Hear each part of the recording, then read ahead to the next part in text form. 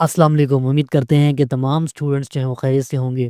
CS604 operating systems का जो subject है वो हम लोग स्टडी कर रहे हैं और लेक्चर नंबर 5 जो है उसको हमने स्टार्ट करना है। लास्ट लेक्चर में हमने यूनिक्स और लिनक्स का जो ऑपरेटिंग सिस्टम है उसको डिस्कस करना स्टार्ट कर दिया था और हमने उसकी कुछ कमांड्स भी देख ली थी।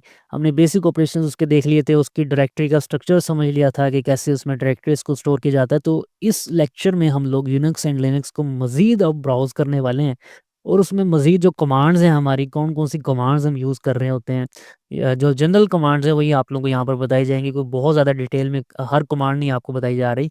जो जनरल कमांड्स हैं आप लोगों को ज़्यादा यूज़ करनी पड़ती हैं, वही आप लोगों को पेपर में भी आएँगी, तो उनको हम डिस्कस करने वाले हैं। यहाँ पर उसने सबसे पहले तो हमें वही डायरेक्टरी स्ट्रक्चर बताया हुआ है कि कैसे एक होम डायरेक्टरी में आप लोग कैसे एक डिफरेंट यूज़र्स की डायरेक्टरीज़ को मैनेज कर सकते हैं, वो चीज़ उसने हमें बताई है।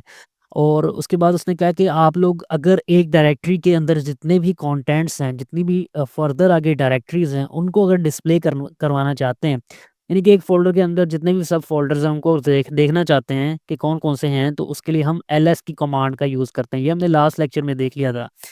अब उसने हमें यहाँ पर एक चीज़ बताई है कि जो एलएस की कमांड हमारे पास जो फ़ोल्डर्स शो करती है, वो हमारे पास वही फ़ोल्डर्स शो करती है कि जो हमारे पास जनरली अवेलेबल होते हैं। जो हमारे पास हिडन फाइल्स एंड फ़ोल्डर्स होते हैं, उनको ये शो नहीं करती, जिसके साथ हमारे पास डॉट लगा होता है, उनको हम क्या बोलते हैं, हिडन फाइल्स। तो ये वाली फाइल्स जो होती है ना, ये हमारे पास शो नहीं करती। और अगर हम यहाँ पर यूज़ कर लें ls-a की कमांड, तो हम फिर क्या हमारे पास होता है कि हमारे पास जितने भी डायरेक्टरीज़ होती हैं वो सारी हमारे पास शो होना शुरू हो जाती हैं, चाहे हिडन हो या फिर ना हो। इसको हम प्रैक्टिकली भी करके देख लेते हैं। यहाँ पर हम अभी अपनी रूट डायरेक्टरी में हैं, ना कि होम डायरेक्टरी में। तो हम अगर ls करते हैं तो हमारे पास डॉट वाली फाइल्स शो नहीं होंगी। लेकिन अगर हम यहीं पर अगर हम कर देते हैं ls डैश a, तो हमारे पास ये सारी डायरेक्टरीज़ जो कि डॉट के साथ ही, जैसे ये डॉट, डबल डॉट, इस तरह से बाकी ये वाली liv यूज़र वाली इस तरह से, तो ये सारी डायरेक्टरीज़ हमारे पास अब शो कर रहा है।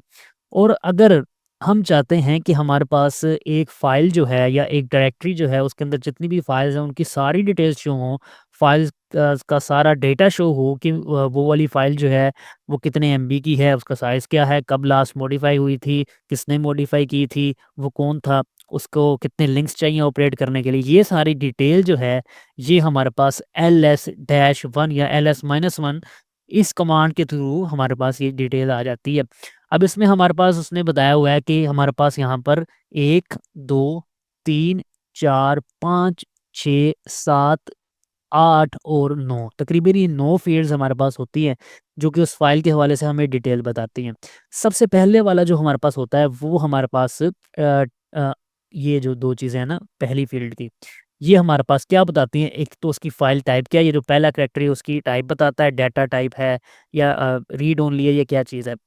और जो हमारे पास रेस्ट ऑफ द लेटर्स होते हैं इस फ़ील्ड के, वो हमारे पास परमिशंस बताते हैं कि रीड, राइट, एडिट या इस तरह से वो क्या-क्या चीज़ें कर सकता है। मतलब रीड, राइट इस तरह से।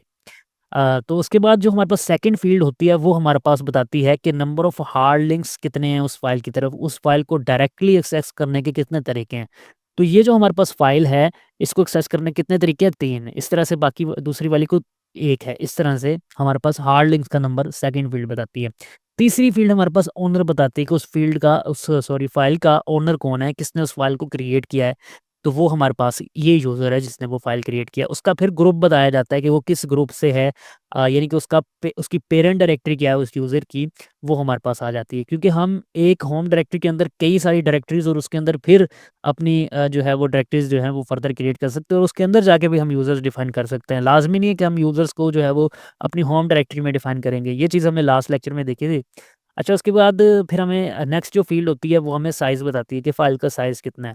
फिर इसके बाद जो नेक्स्ट फ़ील्ड्स होती हैं 2, वो हमारे पास बताती हैं कि एक तो मंथ क्या था जब आपने लास्ट मॉडिफ़ाई किया उस चीज़ को, डेट क्या थी और हमारे पास टाइम क्या था जब आपने लास्ट मॉडिफ़ाई किया। उसके बाद जो एक लास्ट फ़ील्ड होती है, 9th फ़ील्ड, वो हमारे पास फ़ाइल का नेम बताती है कि फ़ाइल का एक्चुअल नेम क्या है। ये देखें यहाँ पर ये डिफरेंट फ़ाइल्स जो हैं, ये हमारे पास अवेलेबल हैं इस डायरेक्टरी में जो कि इसने ओपन की है। अच्छा, जो डायरेक्टरी उसको क्रिएट करना होता है, वो कैसे हम क्रिएट कर सकते हैं? यानी कि अगर हमें कोई फ़ोल्डर क्रिएट करना है, तो हम कैसे अपने सिस्टम के थ्रू क्रिएट कर सकते हैं, वो हम देख लेते हैं। अच्छा, फ़ोल्डर जो है ना, वो हम क्रिएट करते हैं, मैंने आपको बताया था कि हम अपनी रूट डायरेक्टरी में कोई भी चीज़ यहाँ पर स्टोर नहीं करवाते, एक अच्छी प्रैक्टिस नहीं है, तो हम चले जाते हैं हमारी जो होम डायरेक्टरी है, उसमें हम चले जाते हैं, सीडी होम हम करेंगे, तो हम होम डायरेक्टरी में आ जाएँगे। अब हम यहाँ पर एलएस करते हैं, तो हमारे पास सारा कंटेंट शो हो जाएगा। अब हमें जाना है जी नेक्स्ट हमारी ये जो हमारा यूज़र है इसमें जाना है, तो हम सीडी शामिल करेंगे तो हम इस फ़ोल्डर में आ जाएँगे। ठीक है, अब हम इस फ़ोल्डर में मौजूद हैं, यहाँ पर हमारे पास कोई अभी तक डायरेक्टरी हमने नहीं बनाई है। अगरचे यहाँ पर अगर मैं आपको दिखाऊँ, तो यहाँ पर हमारे पास कुछ फ़ाइल्स फिर भी स्टोर हैं, लेकिन ये हमें शो नहीं करवाएगा क्योंकि हमने अभी पर्सनली यहाँ पर कुछ नहीं काम किया है, तो इस वजह से यहाँ पर ये स्टोर नहीं करवाएगा। शो नहीं करवाएगा। तो हमें क्या करना है, यहाँ पर एक डायरेक्टरी हम बनाते हैं mkdir कोर्सेज़ करके हम एक डायरेक्टरी बना लेते हैं। तो हमारे पास ये डायरेक्टरी बन जाएगी, हम इसको चेक भी कर लेते हैं। तो यहाँ पर इसको बन जाना चाहिए, यहाँ पर ये बन चुकी है। इसी तरह से हम एक और डायरेक्टरी भी बना लेते हैं mkdir अदर्स करके हम बनाएँगे, तो हमारे पास अदर्स के नाम से भी अब एक डायरेक्टरी यहाँ पर बन जाएगी। ये देखें, अदर्स के नाम से भी डायरेक्टरी बन गई। अब हमने क्या करना है, लेट्स से कि हम इस तरह से नहीं बनाना चाहते, हम डायरेक्टरी के साथ एक और डायरेक्टरी बनाना चाहते हैं। लेट्स से कि हम CS604 जो हमारा कोर्स है, उसकी कोई डायरेक्टरी बनाना चाहते हैं, उसके अंदर कोई फ़ाइल स्टोर करवाना चाहते हैं, तो वो हम कैसे कर सकते हैं? यहाँ पर हम mkdir लिखेंगे और साथ में हम टिल्ड का जो सिंबल है, वो यूज़ करेंगे। कोर्सेज़ के नाम से हम डायरेक्टरी बनाएँगे और इस तरह से हम स्लैश डाल के CS604 लिखेंगे, यानी कि हम एक सब डायरेक्टरी क्रिएट करना चाह रहे हैं। तो देखते हैं हम कर सकते हैं कि नहीं कर सकते। तो यहाँ पर हमें शायद हमने कोई सिंटैक्स के हवाले से कुछ मिस्टेक कर दी है। यहाँ पर आप लोगों को अगर देखें mkdir अगर आप लिखते हैं, तो टिल्ड के सिंबल के साथ आपको स्लैश का सिंबल भी स्टार्ट में डालना है, क्योंकि आप अब हम डायरेक्ट ली जो है वो ये चीज़ नहीं कर रहे, बल्कि इनडायरेक्ट कॉल कर रहे हैं, तो हमें कंप्लीट पाथ देना पड़ता है। ठीक है, तो यहाँ पर 604 आप लिखेंगे, तो हमारे पास सब डायरेक्टरी भी क्रिएट हो जाती है, जो कि हम यहाँ पर इसको दोबारा देख लेते हैं। कोर्सेज़ के अंदर आप लोगों के पास CS604 की डायरेक्टरी आ चुकी है। तो इस तरह से हम लोग अपनी डायरेक्टरीज़ को क्रिएट कर सकते हैं। रिमूव किस तरह से करते हैं? रिमूव के लिए हम rmdir की कमांड यूज़ करते हैं। खैर इसको हम रिमूव नहीं करते क्योंकि आगे चल के हमने इसको देखना भी है। तो बहरहाल आप याद रखें कि rmdir कोर्सेज़ के नाम से हम कमांड यूज़ करेंगे, तो हमारा जो फ़ोल्डर है, वो डिलीट हो जाता है। अब अगर हमें अपनी डायरेक्टरी को चेंज करके किसी और डायरेक्टरी में जाना है, तो वो भी हम कर सकते हैं, ठीक है? इसके लिए आई थिंक हमने लास्ट लेक्चर में भी देखा था कि कैसे हम लोग सीडी करके यानी कि चेंज डायरेक्टरी करके एक डायरेक्टरी से दूसरी डायरेक्टरी में जा सकते हैं। लेट्स से कि हमें पिछली वाली डायरेक्टरी में जाना है, जो हमारे पास अभी हम शामिर वाली डायरेक्टरी में है, तो हमें होम डायरेक्टरी में जाना है, तो सीडी डबल डॉट करेंगे तो हम होम डायरेक्टरी में आ जाएँगे और सीडी डबल डॉट करके हम फिर रूट डायरेक्टरी में चले जाएँगे। अभी हम रूट डायरेक्टरी में हैं, ठीक है? इसी तरह से अगर हम आगे जाना चाहते हैं, सीडी होम करेंगे तो हम होम में आ जाएँगे, शामिर करेंगे तो फिर हम अपनी जो शामिर वाली डायरेक्टरी है, उसमें आ जाएँगे, जहाँ पे हमारे पास कोर्सेज़ और अदर्स के नाम से हमने फ़ोल्डर बनाया है।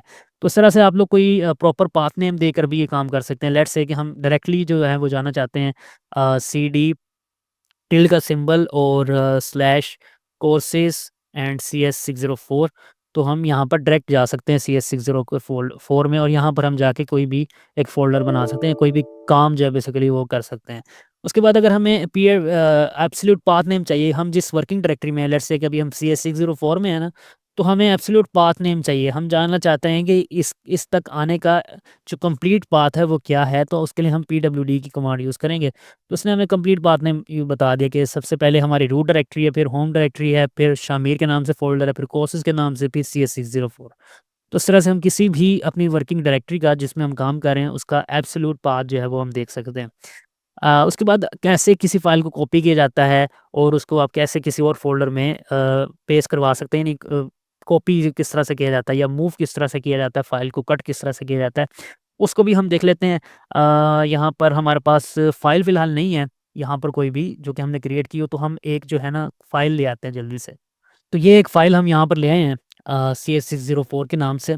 अब हमें ये इस फ़ोल्डर से उठाकर हम अदर्स में पेस्ट करना चाहते हैं अगर, तो यहाँ पर हम अपनी होम डायरेक्टरी में हैं और यहाँ से अगर हमें कॉपी की कमांड चलानी है उस फ़ाइल के लिए, तो हम क्या करेंगे, यहाँ पर सबसे पहले हम देख लेते हैं हमारे पास ये 2 फ़ोल्डर्स हैं। अब हमें यहाँ पर सीपी करना है एंड डिटेल का सिंबल यूज़ करके हम करेंगे जो हमारे पास होम डायरेक्टरी के अंडर फ़ोल्डर है, जहाँ पे हमारे पास ये फ़ाइल पड़ी हुई है CS604.pdf के नाम से। इसको हमने कहाँ पर कॉपी करना है, अब अदर्स के फ़ोल्डर में कॉपी करना है। सो slash others bye C604 2.pdf के नाम से हम ये फ़ाइल बना लेते हैं एंड लेट्स सी कि ये हमारे पास आती है, नहीं आती तो हम जाते हैं जी अदर्स में और हमारे पास ये देखें जी हमारे पास फ़ाइल आ चुकी है। तो इस तरह से आप कॉपी कर सकते हैं एंड इसी सीपी की जगह आप एमवी लगा देंगे तो हमारे पास फ़ाइल कट हो जाएगी, यानी कि मूव हो जाएगी। उसके बाद रिमूव किस तरह से करते हैं फ़ाइल को, तो आरएम लगाकर आप मूव कर सकते हैं, रिमूव कर सकते हैं। तो इसको भी हम देख लेते हैं। हम जाते हैं जी यहाँ से अदर्स में, सीडी अदर्स करके एंड यहाँ से हमें ये फ़ाइल जो है रिमूव करनी है। सिंपल तो हम लिख सकते हैं CS604 2.pdf, तो इस तरह से हम रिमूव कर सकते हैं। बाकी अगर आप लोग ये कहते हैं कि अपनी होम डायरेक्टरी से आप लोग किसी सब डायरेक्टरी के सब डायरेक्टरी उसके अंदर फ़ोल्डर के अंदर फ़ाइल पड़ी है, तो आप लोग फिर इस तरह से टिल्ड का सिंबल यूज़ करके लॉन्ग तरीके से आप लोग ये काम कर सकते हैं। अब उसने सी प्रोग्राम के हवाले से बताया हुआ कि सी प्रोग्राम को कैसे रन करना है। इसमें 1-2 कॉन्सेप्ट आप लोगों के लिए बहुत इंपॉर्टेंट है। तो पहले हम एक सिंपल सा सी प्रोग्राम बनाते हैं। अच्छा, तो ये हमने प्रोग्राम डॉट सी के नाम से अपना प्रोग्राम बना लिया सी का। अब हम देखते हैं कि कैसे हम लिनक्स के थ्रू इसको रन कर सकते हैं।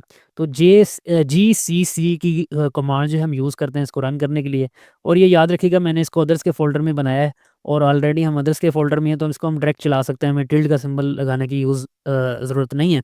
तो हम यहाँ पर क्या करते हैं, GCC प्रोग्राम डॉट सी चलाते हैं, तो ये हमारे पास अब चल चुका है। यानी कि चल चलने से मुराद क्या है कि इसने अपना जो कंपाइलेशन है वो कंप्लीट कर ली है और अपना एग्जीक्यूटेबल कोड जो है इसने इस फ़ोल्डर में स्टोर कर दिया है। ये आप लोगों ने याद रखना है, एमसीक्यूज़ में आ सकता है आप लोगों को कि अगर आप लोग स्पेसिफिकली नहीं बताते हैं कि आप लोगों को किस तरह की आउटपुट चाहिए, किस फ़ाइल नेम के साथ चाहिए, तो आप लोगों का वो बाय डिफ़ॉल्ट आउटपुट इसमें स्टोर कर लेता है, ठीक है? तो यहाँ पर हम लोग जाते हैं अपना इसमें वापस, और ये उसने बाय डिफ़ॉल्ट इसमें आउटपुट स्टोर कर लिया। अब हम इसको दोबारा से देख लेते हैं। अगर हम इसको इस तरह से डिफ़ाइन करते हैं कि लेट्स से कि हमें इस नाम से जो है ना वो सी प्रोग्राम चाहिए अपना एग्ज़ीक्यूट हुआ हुआ, तो हम इसको भी ट्राई करके देख लेते हैं। हम क्या करते हैं, यहाँ पर लिखते हैं JCC program dot C and dash O, और उसके बाद हमें चाहिए जी अपना लेट्स से कि प्रोग्रामिंग के नाम से हमें फ़ाइल चाहिए। तो हम इसको रन करेंगे, तो हमारे पास यहाँ पर अब प्रोग्रामिंग के नाम से भी एक आप लोगों के पास एग्जीक्यूटेबल फ़ाइल जो है वो बन जाएगी। अब उसके बाद हमें अगर यहाँ पर अगर कोई लाइब्रेरी लिंक करनी है, लेट्स से कि हमारा जो प्रोग्राम है वो मैथ के फंक्शंस यूज़ करता है, तो आप लोग इस तरह से -1 या डैश एम के साथ वो लाइब्रेरी लिख सकते हैं। जैसे -1 मैथ, -1 एम, -1 STDIO, कुछ भी आप लिख सकते हैं। जो भी लाइब्रेरी आप लोगों को यहाँ पर चलानी है, तो वो आप लोग यहाँ पर ईज़िली लिख सकते हैं। अच्छा जी, यहाँ पर अगर आप लोग प्रोग्राम की आउटपुट देखना चाहते हैं, लेट्स से कि ये प्रोग्राम हमने एक सिंपल बनाया था ना, तो इसकी आउटपुट क्या है, प्रोग्राम डॉट सी क्या आउटपुट कर रहा है, तो उसके लिए हमें ये वाली जो फ़ाइल हमारी बाय डिफ़ॉल्ट वाली होती है ना, जो हमने प्रोग्रामिंग के नाम से बना ली है, ये हमें रन करनी पड़ती है। इसको रन करने के लिए हम क्या करेंगे, स्लैश का हम सिंपल एक बनाते हैं, सॉरी डॉट स्लैश एंड यहाँ पर हम लोग लिख लेंगे प्रोग्रामिंग। तो हमारे पास यहाँ पर उसकी जो आउटपुट होती है वो रन हो जाएगी। मैंने लिखा था, सिंपल प्रिंट करवाया था ये वाला, सी प्रोग्राम सक्सेसफुली रन, तो हमारे पास रन हो गया है। अब उसके बाद हम यहाँ पर नेक्स्ट कॉन्सेप्ट पर आ जाते हैं अपने, जो कि प्रोसेस का कॉन्सेप्ट है। प्रोसेस हमारे पास क्या होता है, प्रोग्राम इन एग्जीक्यूशन, यानी कि जो भी काम हम कर रहे होते हैं वो हमारे पास प्रोसेस होता है। उसके बाद उसने हमें बताया है कि एक प्रोसेस को कुछ रिसोर्सेज चाहिए होते हैं, जैसे सीपीयू का time, memory files, input output devices. तो इस तरह के रिसोर्सेज जो आप लोगों के कंप्यूटर सिस्टम के साथ जुड़े होते हैं वो प्रोसेस को चाहिए होते हैं। और जैसे ही आप लोग अपना प्रोसेस क्रिएट करते हैं, यानी कोई भी आप लोग काम करना शुरू करते हैं, तो प्रोसेस क्रिएट हो जाता है, तो ऑटोमेटिकली उसके रिसोर्सेज जो है वो एलोकेट हो जाते हैं। आपने फाइल ओपन करने का एक प्रोसेस शुरू किया, तो ऑपरेटिंग सिस्टम को पता चल जाएगा कि फाइल ओपन करने के लिए इसको फलां-फलां रिसोर्सेज जो हैं चाहिए। लेट्स से कीबोर्ड की डिवाइस चाहिए इसको, जो है वो टेक्स्ट एडिटर चाहिए या कुछ भी इस तरह से चाहिए। इस तरह से प्रोसेस जो है हमारे पास यूनिट का वर्क का एक यूनिट होता है, यानी कि काम करने का ही जो बेसिकली मतलब होता है, उसी को हम प्रोसेस बोलते हैं। और ये एक प्रोसेस जो होता है वो आगे से कई प्रोसेसेस पर भी मुश्तमिल हो सकता है, जिसमें से कुछ यूज़र प्रोसेसेस होते हैं और कुछ सिस्टम प्रोसेसेस होते हैं। यूज़र प्रोसेसेस और सिस्टम प्रोसेसेस क्या होते हैं? यूज़र प्रोसेसेस यानी कि जो यूज़र एग्जीक्यूट करता है, और सिस्टम प्रोसेसेस जो कि बैकग्राउंड पर रन होते हैं, अपने सिस्टम की सफाई करते हैं, और ये ऑटोमेटिकली सारी चीज़ें हो रही होती हैं। और ये दोनों कॉन्करेंटली एग्जीक्यूट होते हैं, यानी कि सिस्टम प्रोसेसेस और यूज़र प्रोसेसेस आपस में कम्युनिकेट करके एग्जीक्यूट हो रहे होते हैं। अच्छा, जब प्रोसेसेस, जब मैंने कहा ना कि उसके अंदर और ज़्यादा प्रोसेसेस होते हैं, तो ऐसा नहीं है कि एक प्रोसेस के अंदर सिमिलर किस्म के जो प्रोसेसेस हैं वो आ रहे होते हैं, बल्कि जो सब प्रोसेसेस होते हैं एक प्रोसेस के अंदर, उसको हम थ्रेड बोलते हैं। थ्रेड जो है वो कई चीज़ें शेयर करते हैं, कम्युनिकेशंस उनकी जो होती हैं वो कॉन्करेंट होती हैं, और जो प्रोसेसेस होते हैं वो आपस में एक दूसरे के साथ मेमोरी वगैरह ये चीज़ें शेयर नहीं करते। तो थ्रेड्स जो होते हैं वो भी एक तरह का प्रोसेस ही होता है, एक छोटा काम होता है। जैसे कि आपने फ़ाइल ओपन की है, तो फ़ाइल ओपन करने के डिफरेंट काम हो सकते हैं। आप एक फ़ोटोशॉप की फ़ाइल भी ओपन कर सकते हैं, आप एक वीडियो एडिटर की फ़ाइल भी ओपन कर सकते हैं। तो ये जो सारी छोटी-छोटी चीज़ें हैं ना, ये थ्रेड्स होते हैं हमारे पास, और जो जनरल टास्क होता है उसको हम प्रोसेस बोलते हैं। ये आप लोग सिंपल अल्फाज में समझ लें इसको। और वो कह रहा है कि प्रोसेस सिर्फ़ प्रोग्राम का कोड नहीं होता, यानी कि कोई चीज़ हमने चलाई है तो उसके पीछे जो वर्किंग हो रही है कोडिंग में, सिर्फ़ वही हमारे पास प्रोसेस नहीं होता, बल्कि प्रोसेस में और भी काफ़ी ज़्यादा चीज़ें होती हैं, जिसमें ये एक हमारे पास करंट एक्टिविटी को रिप्रेज़ेंट करता है, प्रोग्राम काउंटर की वैल्यू को रिप्रेज़ेंट करता है कि हम अब कौन-सा प्रोग्राम काउंटर की वैल्यू के हिसाब से प्रोसेस चला रहे हैं।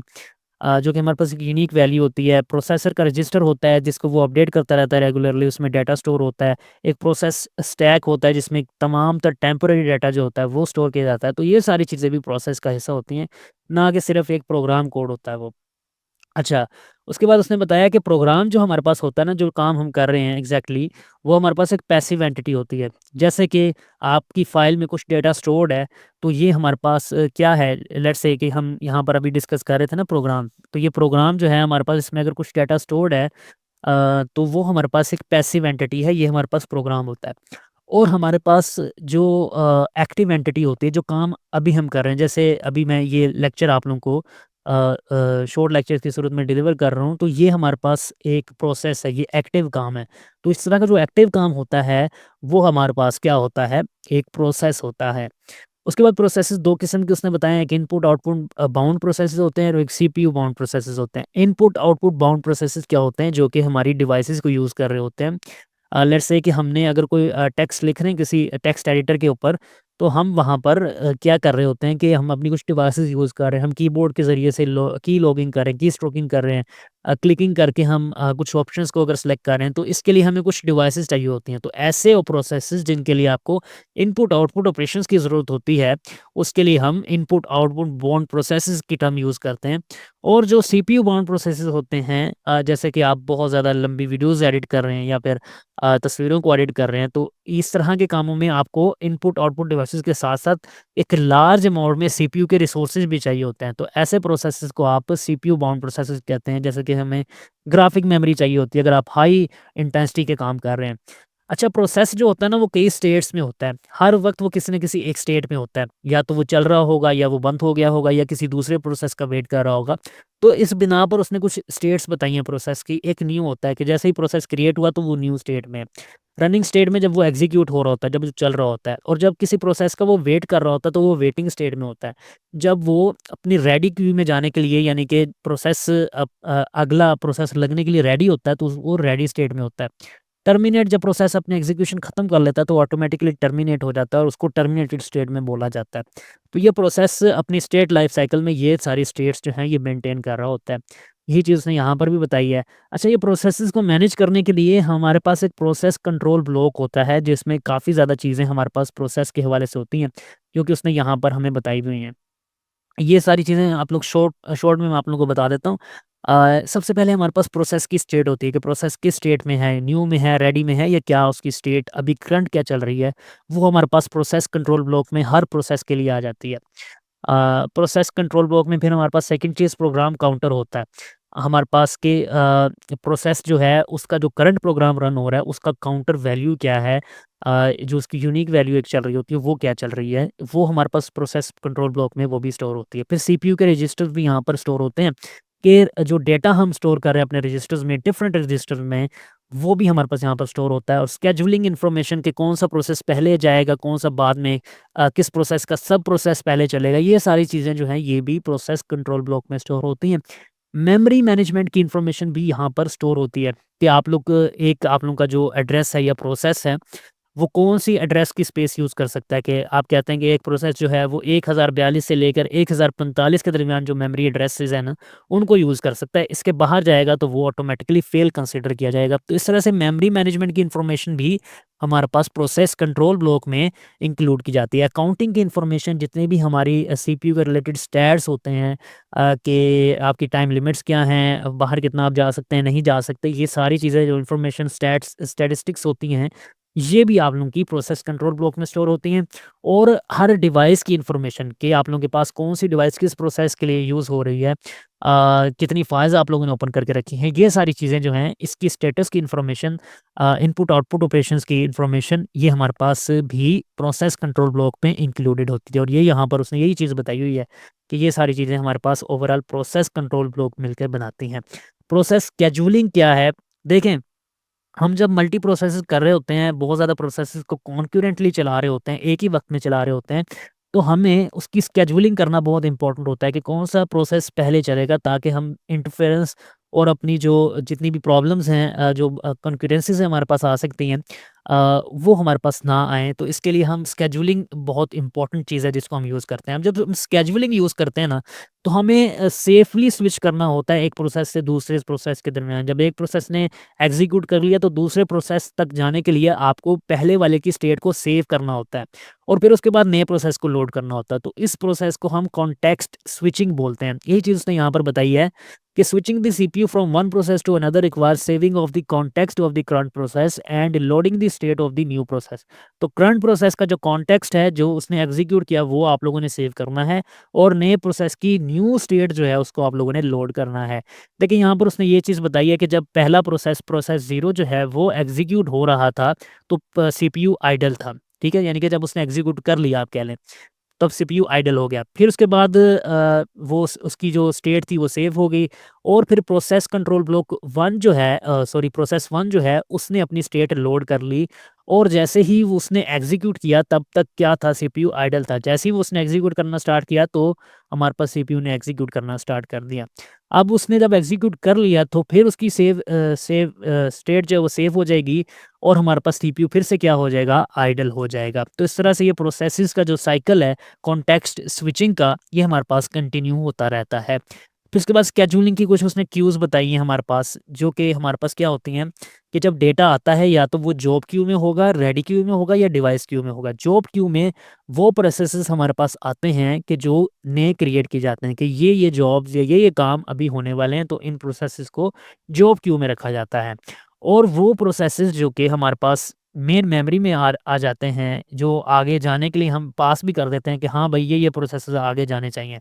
जॉब क्यू में तो हर किस्म के प्रोसेसेस आते हैं, जिसको हम जॉब पूल भी बोलते हैं। लेकिन रेडी क्यू में वही प्रोसेसेस आते हैं जिन्होंने अगले एग्ज़ीक्यूट करना होता है, वेट कर रहे होते हैं अगले प्रोसेस के ख़त्म होने का, ताकि हमारी भी बारी आए। अच्छा, डिवाइस क्यू में वो सारे प्रोसेसेस आते हैं हमारे पास रेडी क्यू के, जो कि किसी एक पर्टिकुलर इनपुट आउटपुट ऑपरेशन या फिर इनपुट आउटपुट डिवाइस के मोहताज होते हैं, उनको एग्ज़ीक्यूट करवाने के लिए। तो ऐसे सारे प्रोसेसेस जो हैं, वो हमारे पास डिवाइस क्यू में आ जाते हैं। नेक्स्ट हमारे पास स्केड्यूलर्स के बारे में बताया गया है, ये भी बहुत इंपॉर्टेंट चीज़ है। एक हमारे पास शॉर्ट टर्म स्केड्यूलर होता है और एक लॉन्ग टर्म स्केड्यूलर होता है। जो हमारे पास शॉर्ट टर्म स्केड्यूलर होता है, ये हमारे पास तमाम तर वो प्रोसेसेस जो कि हम बे एग्ज़ीक्यूट करते जा रहे हैं, बार-बार उनको एग्ज़ीक्यूट कर रहे हैं, जिनको एग्ज़ीक्यूट करवाने के लिए हमें शॉर्ट टर्म चाहिए होता है, शॉर्ट टाइम चाहिए होता है, तो वो हमारे पास शॉर्ट टर्म स्केड्यूलर के तहत मैनेज होते हैं। और लॉन्ग टर्म स्केड्यूलर का काम क्या होता है कि वो एग्ज़ीक्यूट डायरेक्ट नहीं करता चीज़ों को, प्रोसेसेस को, वो बल्कि ऐसे तमाम प्रोसेसेस जो कि एग्ज़ीक्यूट होने वाले हैं, उनको अपने पास रख लेता है और उनका एक पूल बना के रखता है। ठीक है, तो लॉन्ग टर्म स्केड्यूलर जो है वो किस तरह से काम करता है, वो स्केड्यूल करता है, उन सारे प्रोसेसेस को जमा करता है कि जो एग्जीक्यूट होने वाले हैं, और शॉर्ट टर्म स्केड्यूलर जो है वो करंट प्रोसेसेस को रन करवाता है। तो शॉर्ट टर्म प्रोसेसेस जो है उसके लिए उसने बताया है, ये एग्जांपल बताई है कि ये हमारे पास सुपर फास्ट होना चाहिए। लॉन्ग टर्म प्रोसेसेस अगर हमारे पास सुपर फास्ट नहीं भी हैं, लेकिन उसमें रिलायबिलिटी है, तो वो हमारे पास काम चल जाता है। लेकिन अगर शॉर्ट टर्म स्केड्यूलर हमारे पास फास्ट नहीं है, तो उससे हमारे लिए प्रॉब्लम होती है। और उसने मिसाल देके ये बताया हुआ है कि हमारे पास अगर एक प्रोसेस जो है जो कि 10 मिलीसेकंड्स लेता है, तो मतलब एक काम करने का आप 10 मिलीसेकंड्स ले रहे हैं, तो टोटल प्रोसेस जो है वो 100 मिलीसेकंड्स में हो रहा है, तो 9% जो सीपीयू की पावर है वो शेड्यूलिंग में जा रही है। तो शॉर्ट टर्म शेड्यूलर आप लोगों का फास्ट होगा, तो आप लोगों की सीपीयू की जो पावर है वो कम से कम कंज़्यूम होगी एक प्रोसेस को एग्ज़ीक्यूट करवाने में। लॉन्ग टर्म शेड्यूल अगर मिनट्स भी लेता है तो उतने कोई मसले वाली बात नहीं है, क्योंकि उसने बताया can afford to take more time, यानी कि ज़्यादा टाइम ले सकता है। और लॉन्ग टर्म शेड्यूलर आपकी डिग्री ऑफ मल्टी प्रोग्रामिंग बताता है, यानी कि आप एक साथ कितने प्रोसेस को एग्जीक्यूट करेंगे, वो हमारे पास ये बताता है लॉन्ग टर्म शेड्यूलर। और हमारे पास इनपुट आउटपुट बाउंड और सीपीयू बाउंड जॉब्स जो हैं, जो हमने ऊपर पढ़े थे ना प्रोसेसेस दो किस्म के, उनका एक अच्छा मिक्स हमारे पास होना चाहिए। यानी कि अगर हमारे पास जॉब पूल में सारे ऐसे प्रोसेसेस आ गए जो सीपीयू पर रिलाय करते हैं, सीपीयू की ग्राफिक मेमोरी पर लेट्स से रिलाय कर रहे हैं, तो हमारे पास फिर इनपुट आउटपुट डिवाइस की ऑपरेशंस के जो प्रोसेसेस हैं वो बहुत ज़्यादा कम हो जाएँगे, तो हमारे पास इनपुट आउटपुट डिवाइसेस जो हैं वो अनयूज़्ड जाएँगी। तो ये भी हमारे लिए एक मसले की बात है हमारे ऑपरेटिंग सिस्टम के लिए। इससे हमारे पास शॉर्ट टर्म शेड्यूलर का टाइम कम हो जाएगा, क्योंकि शॉर्ट टर्म शेड्यूलर जो है वो ज़्यादा कौन-सा काम करता है, वो हमारे पास इनपुट आउटपुट बाउंड के जो प्रोसेसेस होते हैं उनको मैनेज करने का काम कर रहा होता है। तो इस तरह से हमारे पास ये प्रोसेसेस जो हैं ये डिफरेंट किस्म के काम कर रहे होते हैं। यहाँ पर उसने बताया भी है कि if the processes are input bound the ready queue will mostly empty and the short term schedule will have little work. Sorry, जो इनपुट बाउंड प्रोसेसेस होते हैं वो लॉन्ग टर्म स्केड्यूलर के तहत मैनेज हो रहे होते हैं। जो सीपीयू बाउंड प्रोसेसेस होते हैं जो डायरेक्टली रन हो रहे होते हैं सीपीयू के साथ, वो हमारे पास शॉर्ट टर्म स्केड्यूलर के तहत मैनेज हो रहे होते हैं। तो हमने इनका एक अच्छा मिक्स सेलेक्ट करना होता है, ताकि हमारे पास सीपीयू ज़्यादातर आइडल ना रहे, बल्कि वो प्रोसेसेस को चलाता रहे। उसके बाद उसने बताया हुआ है कि एक मीडियम टर्म स्केड्यूलर भी होता है, जिसका काम क्या होता है कि वो हमारे पास जो प्रोसेसेस होते हैं उनको मेमोरी से रिमूव करता है, स्वैप आउट करता जाता है जो प्रोसेसेस यूज़फुल नहीं होते, और जो प्रोसेसेस यूज़फुल होते हैं उनको फिर स्वैप इन करता रहता है। तो इस प्रोसेस को स्वैपिंग बोला जाता है। तो ये हमारा लेक्चर ख़त्म हो गया है। बाकी जो है वो हम नेक्स्ट लेक्चर में फिर इंशाल्लाह डिस्कस करेंगे।